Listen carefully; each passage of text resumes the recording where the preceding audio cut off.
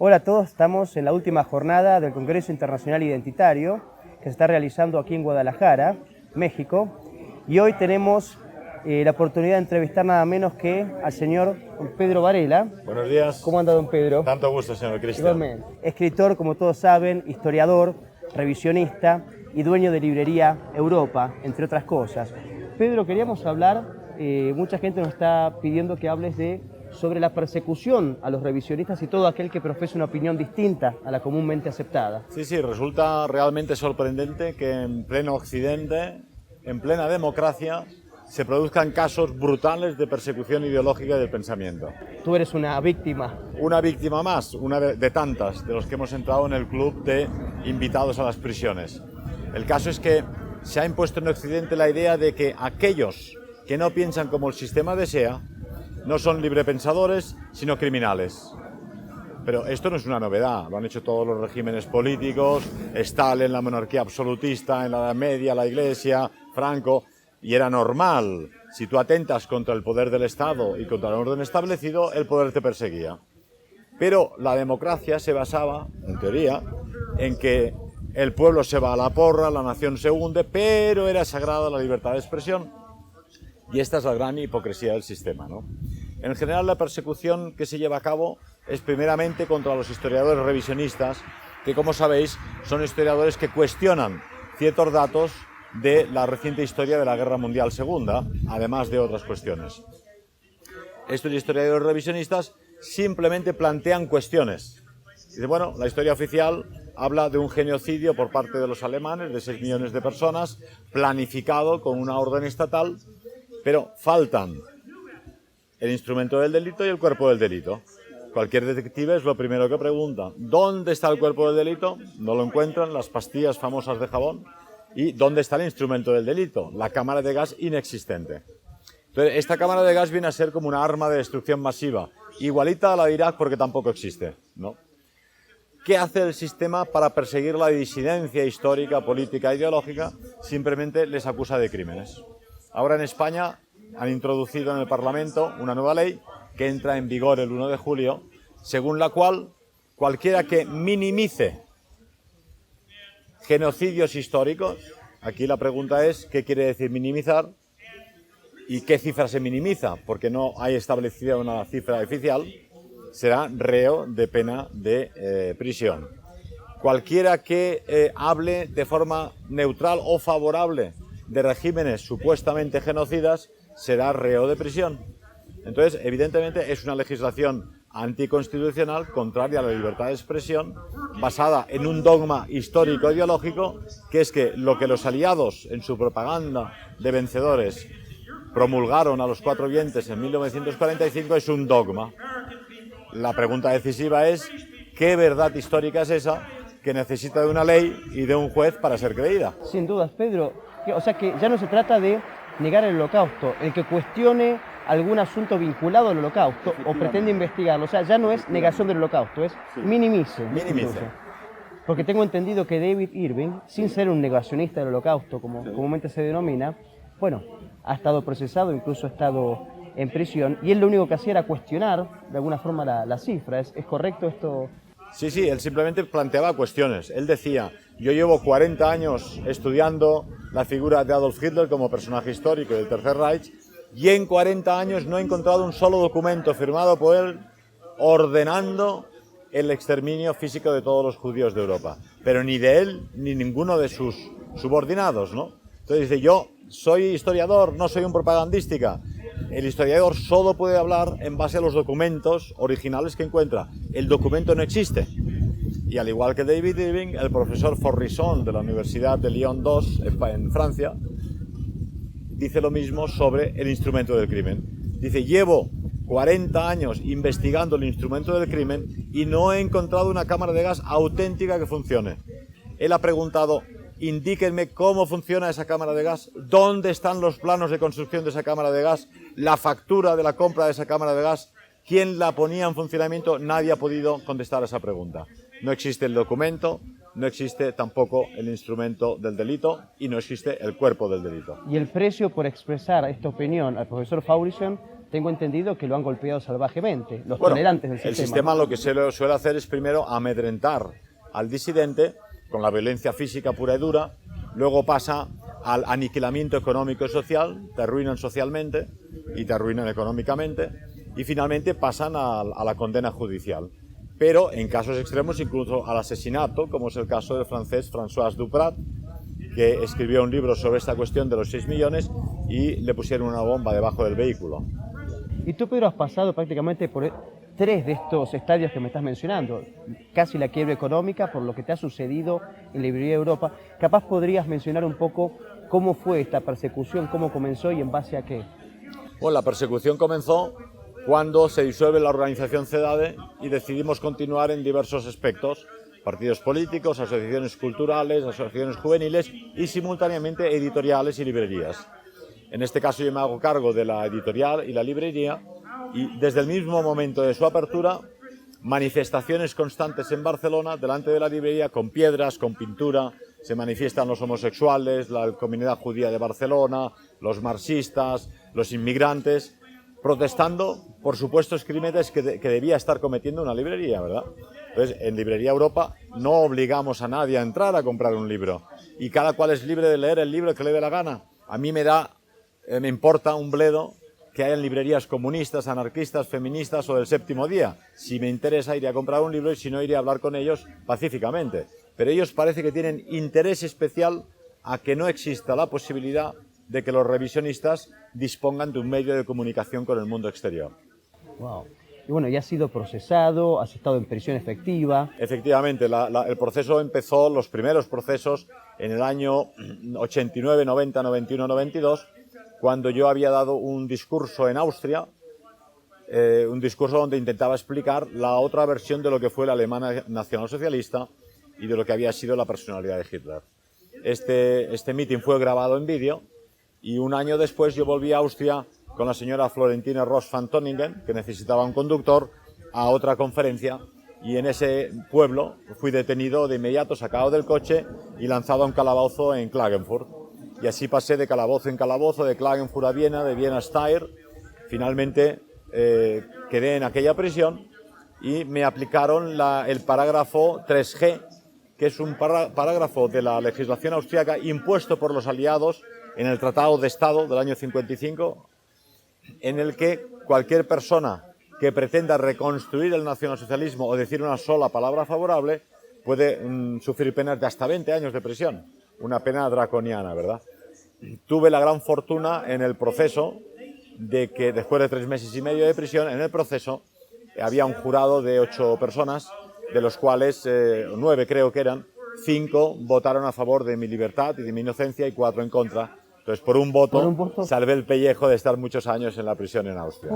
Pero no ha sido el primer proceso, ¿verdad? Había tenido un proceso previo cuando era presidente de CEDADE, había dado una conferencia pública con el anterior presidente Jorge Mota, y en esa habíamos hecho un ataque duro al gobierno español y a las maniobras del rey de España. Habíamos mencionado que el rey de España había sido miembro masón, grado 33 del rito escocés, y eso que se consideró que era un insulto a su majestad, y tuvimos también un proceso.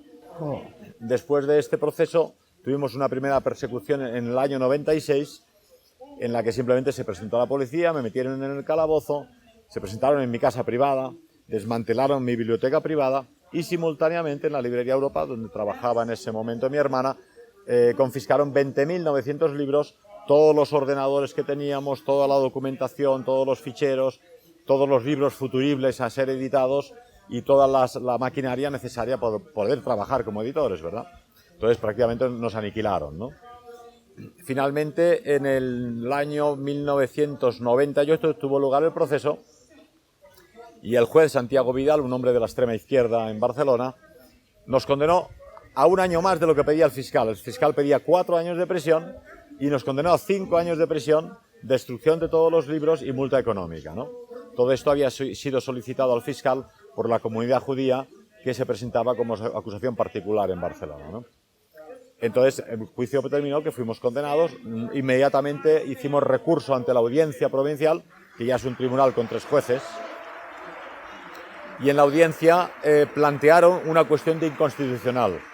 de constitucionalidad. No se expresaban sobre la cuestión de los 5 años de prisión, sino si la ley que se me estaba aplicando podría ser anticonstitucional porque reprimía la libertad de expresión. Entonces, este tribunal, la audiencia provincial, envió la cuestión al Tribunal Constitucional Español, que por fin, muchos años después, respondió diciendo que efectivamente la ley por la que se me condenaba era anticonstitucional, no se podía perseguir a nadie por tener opiniones históricas contrarias a los oficiales, por muy equivocadas que estuvieran, o por publicar libros sobre la cuestión. Al volver la orden del Tribunal Constitucional a Barcelona, lo que hicieron en la audiencia provincial dijeron, bien, ya no le podemos condenar por negar o dudar del Holocausto, pero ahora le vamos a condenar por justificarlo, lo cual es increíble, porque si lo dudas o lo niegas, no lo estás justificando, lógicamente. Esto fue un truco que en principio les funcionó, porque me condenaron, tuvieron que rebajar la pena de 5 años a 7 meses, pero me condenaron en firme. Y eso fue el motivo que luego, en un nuevo proceso posterior por otra causa, yo ingresara en prisión, porque ya tenía antecedentes. Claro. Sin embargo, estos 7 meses de prisión y este truco, esta manipulación jurídica, cambiaron la acusación en medio del proceso. Les costaría que en un recurso que hicimos al Tribunal de Estrasburgo, les dijeran que en un país occidental moderno y culto, no una república bananera, los tribunales no pueden cambiar la acusación por el camino.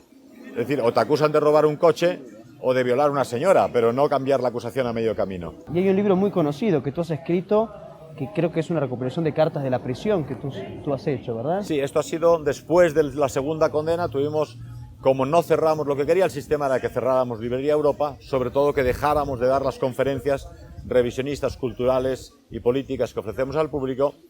Y en el año 2006, 10 años después, volvieron al ataque con la misma acusación, en el mismo local, la misma dirección y la misma persona, algo antijurídico, porque según la jurisprudencia occidental no se puede acusar a la misma persona del mismo delito 2 veces.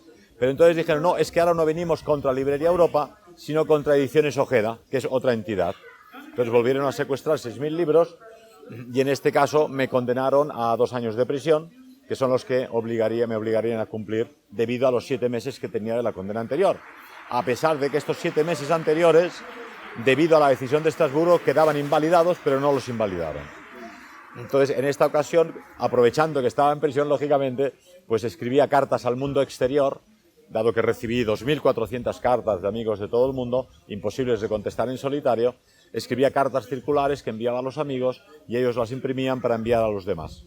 Entonces, en estas cartas, pues claro, traté temas muy diversos, historia, política, revisionismo, religión, cultura, arte, montaña, alpinismo. Porque es un libro así, bastante... ¿verdad? Sí, es un libro de 700 páginas, quizá muy personal, pero es lo que uno escribe cuando está en prisión. Qué bueno. Y Pedro, esa cantidad de libros que le decomisaron, ¿le han restituido algunos como corresponde? También es curioso, porque la orden judicial fue, todos los títulos que secuestraron, condenaron 17 títulos, concretamente. Sí. Y la orden judicial era destruirlos por el fuego de las llamas, como dicen que hacía Hitler en la ópera de Berlín, o como hacía la Inquisición o Franco. Bueno, ellos hacen lo mismo.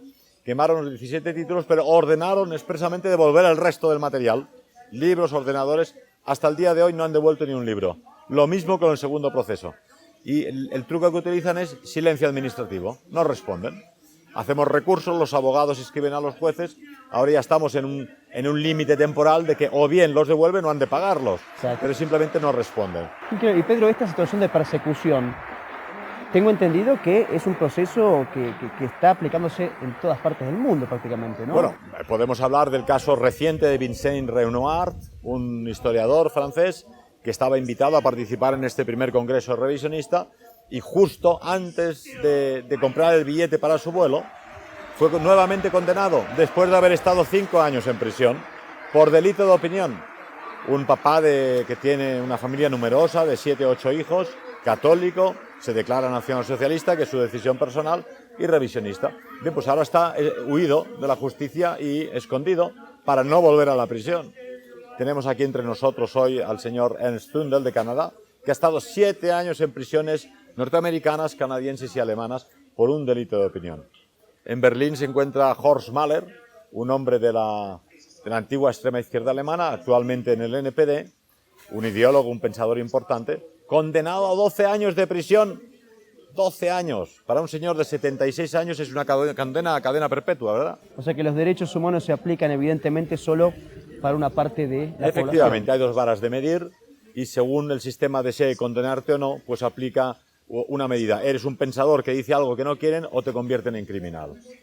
Esa es la situación. Pero podríamos seguir con el caso de David Irving, condenado en Inglaterra, cuyo estudio ha sido destruido numerosas veces. Ahora los grandes editores ya no le publican sus libros, ¿no? Y le tienen condenado al ostracismo. Podríamos hablar de autores como...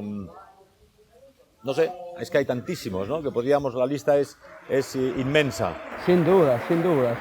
O sea, y bueno, en España me ha dicho la situación. En Alemania, por ejemplo, creo que es prisión efectiva en el momento, ¿verdad? Si uno niega el holocausto. Es un poco lo que comentabas al principio, ¿verdad? Bueno, en Alemania las penas son draconianas por negar el holocausto, por dudar del holocausto o por simplemente hacer opiniones relativamente favorables a lo que fue la política nacionalsocialista, ¿no? Entonces, si hablas demasiado bien de la política social o económica que llevó a cabo Hitler, pues eres reo de condena de prisión. Sin dudas. Bueno, en Argentina, que es el caso que conozco, por lo menos también se está ideando digamos, una legislación parecida a la Alemania para los sedicentes negacionistas.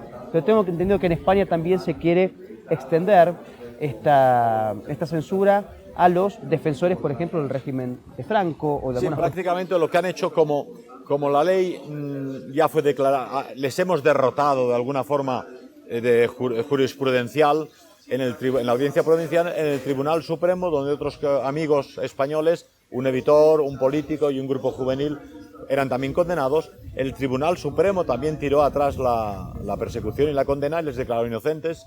Les hemos tumbado en el Tribunal Constitucional y en el Tribunal de Estrasburgo. ¿Qué han hecho ahora? Ellos han estudiado, porque se trata lógicamente de un grupo de presión que tiene sus fiscales. En Barcelona tenemos un fiscal, una pequeña persona, el llamado fiscal del odio, que es un hombre de la ADL en Barcelona, cuya misión es perseguir a aquellos que ponen en evidente al lobby judío internacional. Este fiscal lo que ha hecho es estudiar los 4 casos en los que los jueces han tumbado la persecución contra nosotros e intentar bordearlo. Por ejemplo, el Tribunal Constitucional les tumbó la acusación diciendo que no se puede condenar a alguien por una cuestión histórica o por negar un hecho histórico. Ellos han añadido, quien negara el holocausto con intención de ofender. Pero claro, ¿quién decide la intención de ofender a quién? Claro, la decide el fiscal y el juez de turno, lógicamente. Pero es una forma de decir, nosotros no estamos pisoteando lo que decidió el Tribunal Constitucional. Estamos simplemente persiguiendo a una persona que, negando una verdad histórica, está insultando a un grupo étnico concreto. Y así podíamos seguir, porque es una ley elástica y una ley absolutamente contraria a la tradición jurídica occidental. Quería hacerte una pregunta que nos preguntamos muchos, jóvenes y no tan jóvenes en el mundo, es, o sea, cómo no pegar golpes al viento, cómo combatir inteligentemente.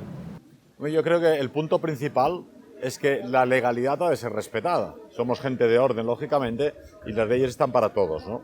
Entonces, el hecho de que una ley sea injusta, se ha hablado aquí de Carl Schmitt, la diferencia entre legalidad y legitimidad.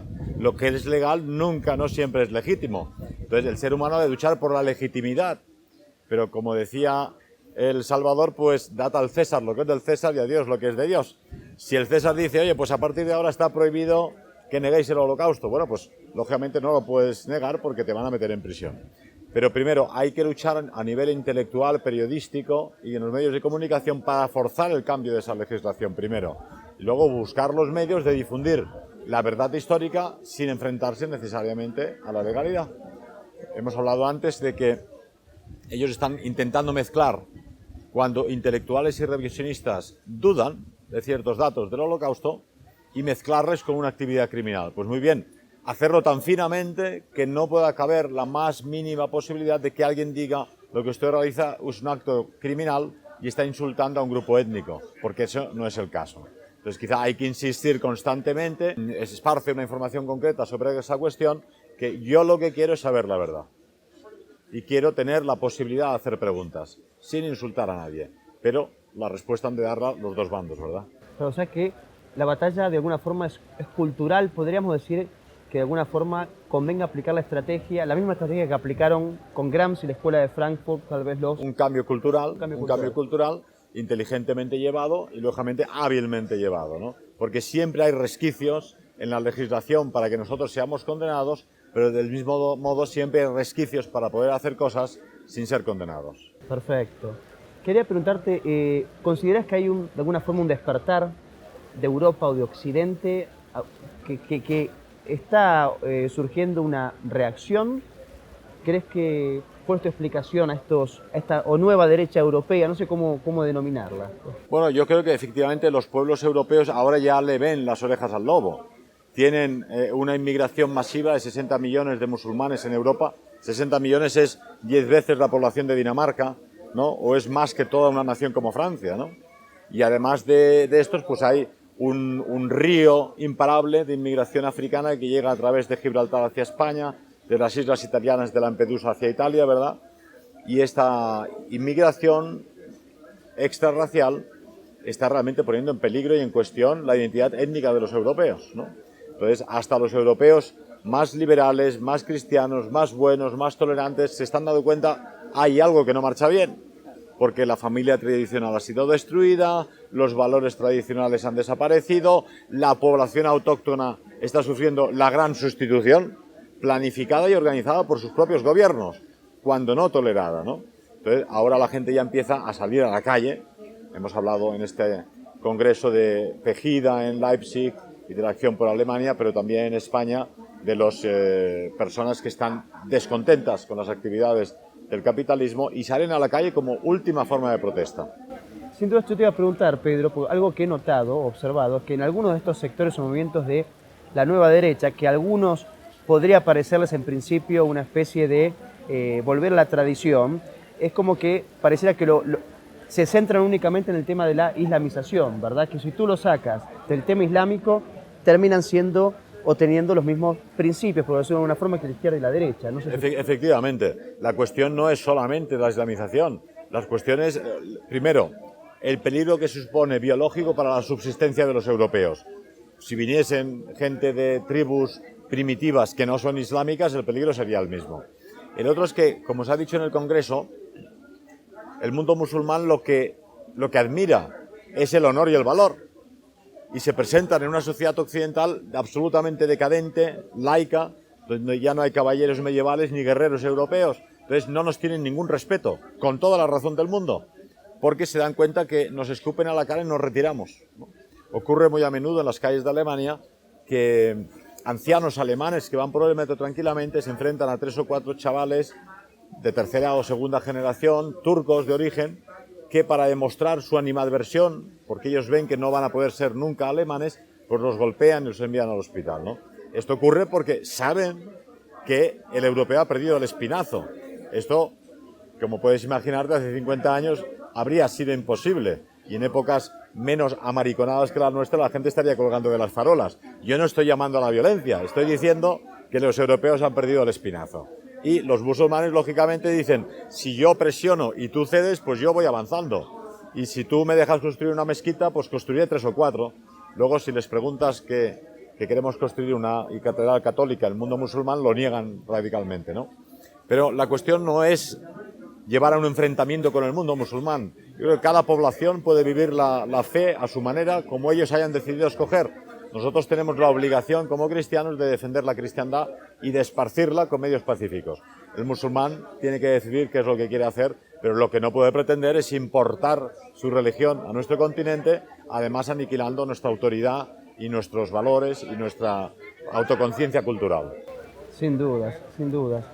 Y de los movimientos actuales, de las reacciones actuales, ¿hay alguna con la que vos te sientas más identificada o que vos ya has apoyado? ¿O con cuál de estas reacciones tú te sientes mejor? Digamos que el frente es muy amplio. Es muy amplio, sí. El frente es muy amplio. Digamos que todos nosotros estamos contra este crimen y este auténtico genocidio que es el aborto, ¿no? Entonces hay asociaciones pro vida contra el aborto cuya colaboración es necesaria y tenemos que colaborar con ellos porque nos va la vida de todos, ¿verdad? Pero luego hay actividades de formación juvenil con organizaciones juveniles en diversos países europeos. Yo conozco a muchos en Austria o en Alemania que hacen campamentos de verano para sacar a los chicos de la ciudad sacarles de las drogas, del tabaco y del alcohol y devolverlos a la naturaleza. Pues es una actividad importantísima, porque los jóvenes son el futuro, nosotros ya somos un poco más duritos. Entonces, esa actividad es fundamental. Simultáneamente, hay otros grupos, organizaciones y camaradas que promueven la buena música, la música clásica, la belleza, que han abierto en Barcelona un museo de arte figurativo contrario al arte abstracto. Eso es un sector del frente fundamental, también hay que apoyarlo y hay que promoverlo. Luego hay un sector político, en España, que es lo que conozco, pues hay 4 o 5 partidos identitarios, patriotas y nacionalistas. Hay que apoyarlos a todos. Lógicamente, ¿quién vencerá? Vencerá el mejor. Eso lo decidirá la selección natural. O sea, la verdadera alternativa hoy al establishment y al nuevo orden mundial es ser identitario. Ser identitario y ser consciente de nuestra fe, de nuestra cultura, de nuestra etnia y luchar por ella, no quedarnos pacíficamente de brazos cruzados. Perfecto.